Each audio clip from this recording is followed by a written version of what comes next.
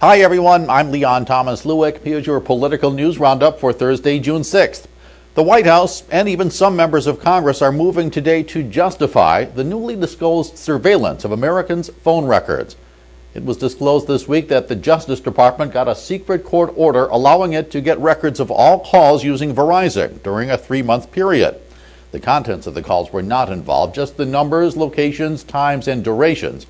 House Intelligence Committee Chairman Mike Rogers told reporters the program was successful in stopping a significant terrorist attack in the United States within the last few years.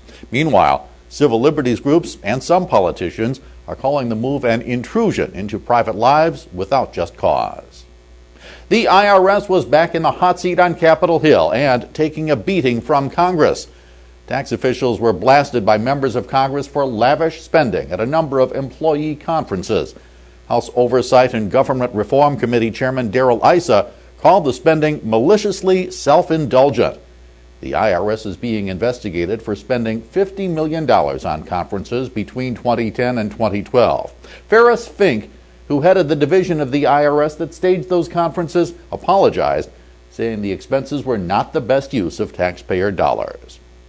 Republicans in Congress want Attorney General Eric Holder back before the House Judiciary Committee.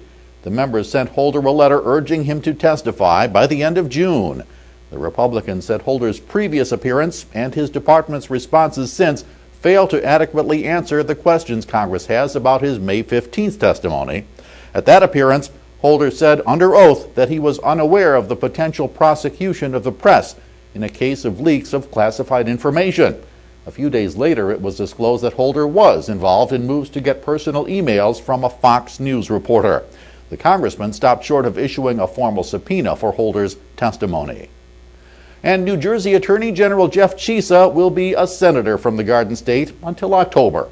Governor Chris Christie named Chiesa to serve as interim senator until a special election this fall to fill the seat of the late Frank Lautenberg.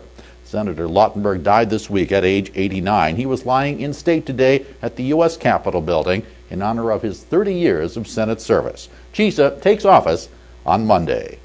That's your political news roundup for Thursday, June 6th. I'm Leon Thomas Lewick. Stay logged on to rttnews.com for the latest political, economic, and stock market news from around the world all day long.